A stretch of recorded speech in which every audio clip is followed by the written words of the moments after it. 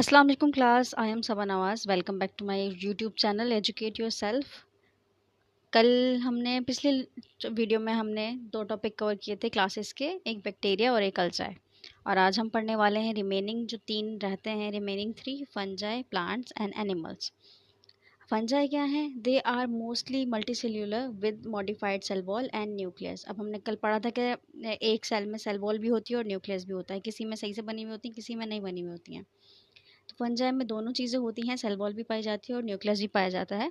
They do not have chlorophyll and do not photosynthesis. अब पिछली video अगर आपने देखा होगा, मैंने बताया था क्लोरोफिल क्या होता है, फोटोसिंथेसिस क्या होता है। क्लोरोफिल एक पिगमेंट होता है जो पौधों में पाया जाता है, जिसकी वजह से मदद से पौधे अपना खुद का खाना खुद बना सकते हैं, अपनी फूड एनर्जी खुद बना सकते हैं, और इसी प्रोसेस को फोटोसिंथेसिस कहा जाता है। Instead, they feed on materials like human food and dead plants or animals. Many of them cause diseases. Some are used to make medicines and bread.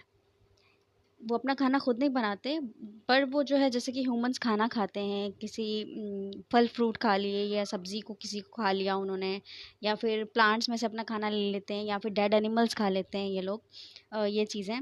तो ऐसे अपना खाना ही खाते हैं। Many of them causes disease.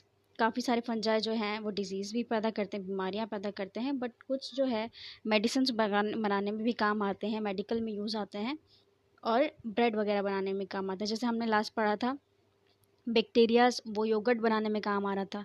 Yogurt यानी कि दही, जैसे कि बैक्टीरिया की मदद से दही फट जाता है और उसके बाद फिर दूध फट जाता है, तो दूध फट के दही बनता है। तो इस चीज़ों में ये सारी चीज़ें काम आती हैं।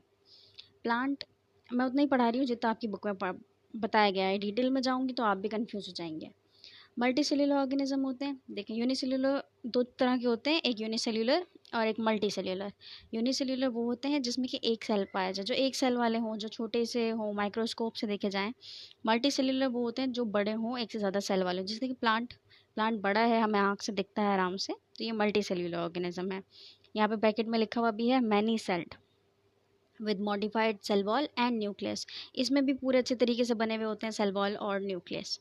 Also contain the green substance chlorophyll and make their own food by photosynthesis.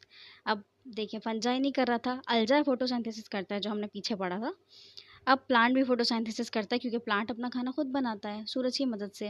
Chlorophyll एक पिगमेंट होते हैं ग्रीन कलर के, जो उनके पत्तों में पाया जाता है, जो कि सनलाइट को कैच करता है, सूरज की रोशनी को कैच करता है, जिसकी मदद से वो अपना खाना खुद बनाता है, और इस प्रोसेस को फोटोसिंथेसिस कहते हैं। अब उसमें कार्बन डाइऑक्साइड इनहेल होती है, और क्या क्या टूट के क्या क्या बनता है और खाना कैसे बनाते हैं, वो अलग चीज़ है। वो जब हम पढ़ेंगे, हम सारा प्रोसेस उसमें पढ़ेंगे। They have proper root, stem, leaf, flowers and also produce fruit. Plants के प्रॉपर रूट होते हैं, जड़ें होती हैं, उनकी स्टेम होती है, तना, लीव होती हैं, उनके पास पत्ते होते हैं, फ्लावर्स भी कुछ प्रोड्यूस करते हैं पौधे, और क्या करते हैं, दे ऑल्सो प्रोड्यूस फूड, अपना खाना भी बनाते हैं और फ्रूट्स वगैरह बनाते हैं जो हम भी खा सकते हैं। एनिमल्स एनिमल्स में मेमल्स भी आते हैं और मेमल्स में इंसान भी आते हैं। एनिमल क्या होते हैं? They are multicellular organism.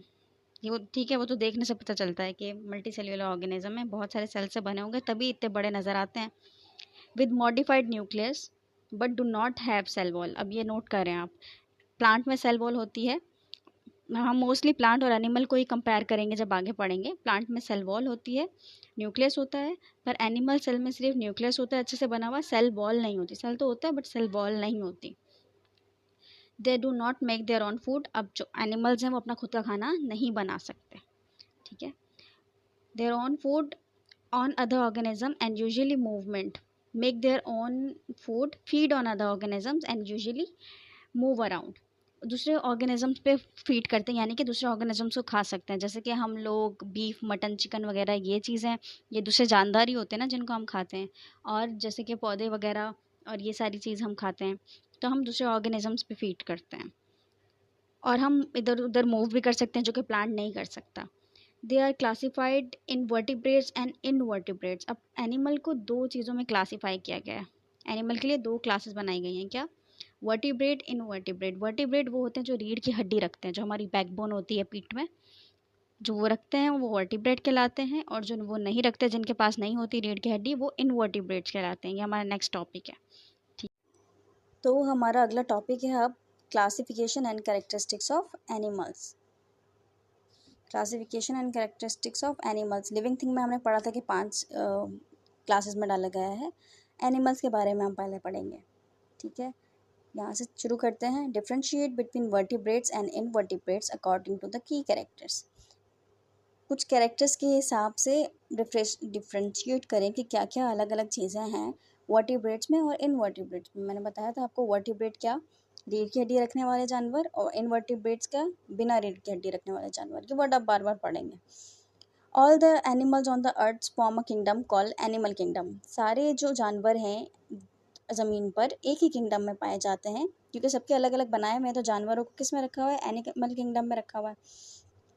Some are microscopic, so small that only be seen under a microscope. कुछ माइक्रोस्कोपिक होते हैं, इतने स्मॉल, इतने छोटे होते हैं कि सिर्फ वो माइक्रोस्कोप के अंदर ही देखे जा सकते हैं। Other are gigantic such as enormous blue whale.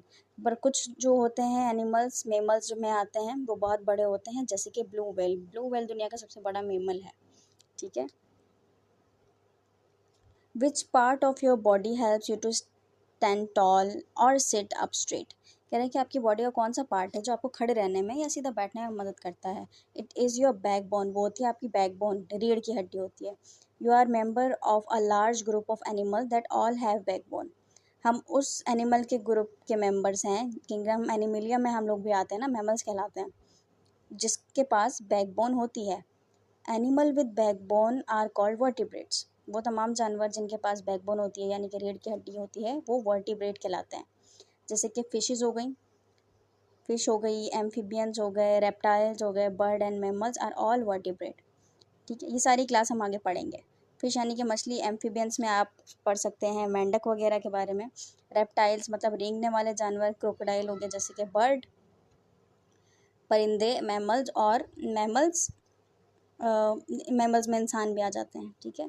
All are vertebrates. ये सारे क्या हैं, रीढ़ की हड्डी रखने वाले जानवर हैं। Some animals do not have backbone. But कुछ जो है जानवर जिनकी रीढ़ की हड्डी नहीं होती, these animals are called invertebrates. और ये जानवर कहलाते हैं इनवर्टिब्रेट। जैसे कि वर्म हो गया, कीड़े मकोड़े, स्पाइडर, मकड़ी, and insects are all invertebrate. और इंसेक्ट्स, छोटे कीड़े मकोड़े, ये सारे क्या होते हैं, इनवर्टिब्रेट्स होते हैं, यानी कि इनमें रीढ़ की हड्डी नहीं होती। अब ये हमें जानवर शो कराए गए animals.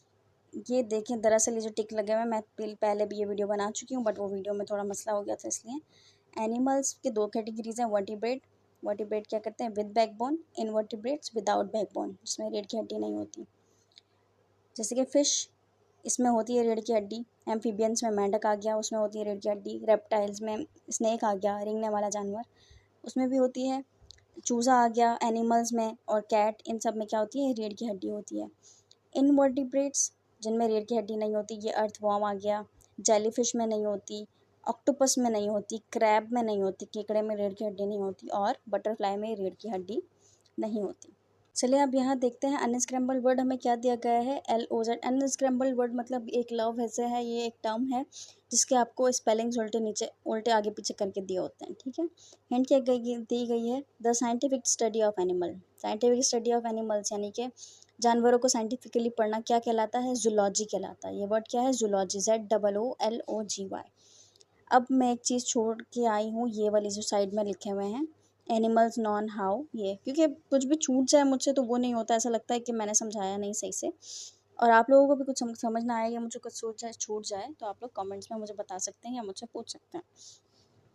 The word animals come from a Latin word meaning soul और ब्रेथ।